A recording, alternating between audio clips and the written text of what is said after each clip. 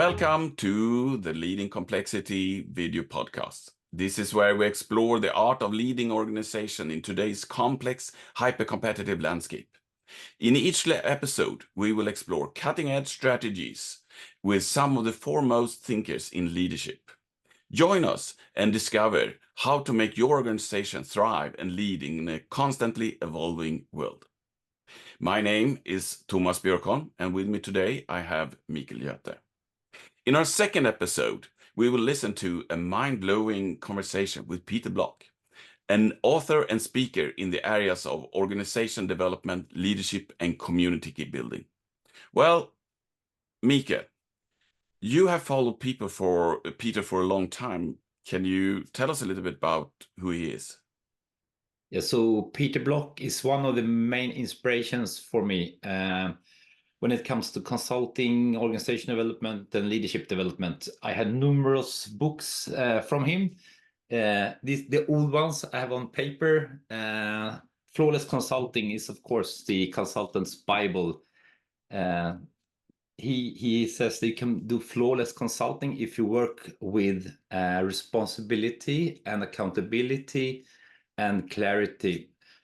So those concepts go also hand in hand in his thinking around leadership. So his later books, I really love the book Stewardship, for example, where he talks about as a leader having accountability, peer-to-peer relations and partners rather than kind of command and control or a parent-child dynamic. So I can really recommend his books. Also, he has numerous books on community building that are excellent. Thomas, what's your view of Peter? Well, I feel a little bit embarrassed because I don't have the Bible, actually. No. And I have not read anything about what he has, any of his books. So I'm really curious about him. And you have interviewed him. So I'm thinking that maybe we should look at the interview first, and then maybe I have some more comments on who he is. Okay, so let's look at the video. Hi, Peter. We are so glad to have you in the program. You have written numerous books on consulting, leadership, organization, and building community. And I've been following you for a long time, and you have always been ahead of your time. One example is the book Stewardship. I think that was ahead of its time when it came out, and then when the second edition came out about 10 years ago, even that was kind of progressive then, I think. So what would you say about stewardship and how is it relevant today? I think all these questions revolve around how people use power and control. And we're all torn between wanting a world that's predictable, consistent, scaled, and the fact we can't automate everything. And so stewardship was about having people closest to the customer, having a louder voice and our well-being. And right now I do it with communities, how do I get citizens to reclaim control over their own well-being? And it changes the role of leader enormously. And what we're doing now is leader as convener rather than leader as role model. And in a context of uncertainty, complexity, even more so.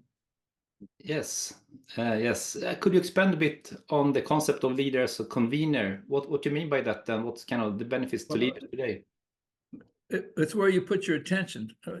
We've trained leaders to be the center of the universe, to be role models, to make eye contact, ask open-ended questions, to be coaches and mentors, and let go of that. All that does is create a parent-child world to live in.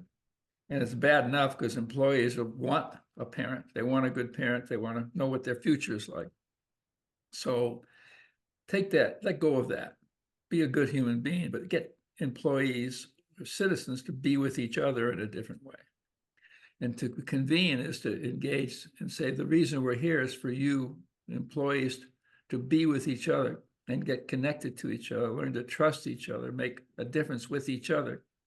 And I'm here to ask you questions and break you into small groups and let you decide what you want to create. And I produce the railing, okay? I know what business we're in. I know what promises we have to make. Those are non-negotiable. But how we live together, let me stop being the center of attention, because all that does is create entitlement and expectations that the world may not fulfill. And it's not easy, but it's simple. Yeah, I noticed this is a pitfall of caretaking, and also I've seen in organizations now, I think it's a trend that organizations want to be the best employer they can be. There's this to get talent, they cannot advertise. They have to be the best employee brand, etc. But that creates kind of these unreasonable expectations, and then I've seen that just a small setback or kind of negative experience, then that causes kind of a storm of complaints and this kind of entitlement. Yes, it is. It keeps people compliant and creates judgments, and it's an unfulfillable social contract. So what you've done as a country makes sense to the world, but now we have to do it within companies and say the social contract of I know and you don't, I'm parent and your child, that contract is unsustainable today. And so we're trying to renegotiate the social contract to say peer relationships is what creates the future. Yeah, so even with the best intention of taking care of your employees, that kind of backfires and it's create this. You can't do it. Now, if the future was certain, you could do it. Yeah. When we made cars and we had a production line and life was like that, you say, if you do this, I'll do that. Complexity is in the name of who you are, Michael. And you chose complexity not out of accident, but that's as accurate as we can describe the world as we know it. And so, in a context of complexity, the contract has to be peers connecting with peers and deciding what they want from each other, how they're going to handle failure and disappointment, and the boss becomes a partner in those conversations, not the judge and arbiter. And it never worked very well. It's just. So we have realized that command and control and micromanagement doesn't work, and then kind of the pendulum has swung too far to be kind of caretaking and coaching and wanting the best of everyone. And now we kind of need to shift the social contract again. Exactly, and it's the methodology is one of creating partnerships. You don't, if you're a partner in a business, you don't say, well, here's what you have to do to please me. You say, well, what do we have to do to please each other? Yeah, and so partnership is a better role. And it's more of a consultative role. And I think it's simple to do. It's people sitting down, peers, and saying, what do you want from me? Here's what I want from you. Okay, and then if you can't reach agreement, sometimes we need a third party, but most of the time you're asking, and what you're really doing is creating a culture of accountability versus a culture of entitlement. Yes, interesting. So yes, we are looking so much forward to explore this with you much more on October 24th in our Leading Complexity program. So we are so happy to have you on the program. Thank you so much, Peter. Thank you. Thanks for the invitation and for caring about the right things. I appreciate that. For me, that was mind-blowing, really. I have little experience, as I said before, from the work of Peter Block. But there were things in the interview that I would like to have a little bit more better clarified. And since you met him, I hope you can answer to that. For instance, this concept of convener that Peter is mentioning, can you tell us a little bit more about that one? Peter often talks about that a meeting starts with the invitation, and convening is getting the people in the room, so to say, and gathering the right competence. So it's not about telling people what to do, it's creating the conditions, the environment, gathering people, and kind of enabling for leadership to emerge among peers rather than a manager or someone telling people what to do. So yeah, I use that thinking a lot whenever I call for a meeting or inviting people to something, I'm really conscious about kind of how to phrase it, how to invite people, how to offer the opportunity for someone to participate, and then have people coming in the right mindset when they gather. So that is a leadership that is not the traditional kind of being a hero telling people what to do, but more of this host or creating the environment. So that's how I see it. Okay, thank you. In one of your questions, you say a small setback of negative experience can cause a storm of complaints and entitlement. Can you elaborate a little bit on that one? Yeah, I think in today's organizations, the companies or organizations are really aware of or wanting to create being the best employer. To attract people, they want to really have being a good kind of employer, a good employee brand.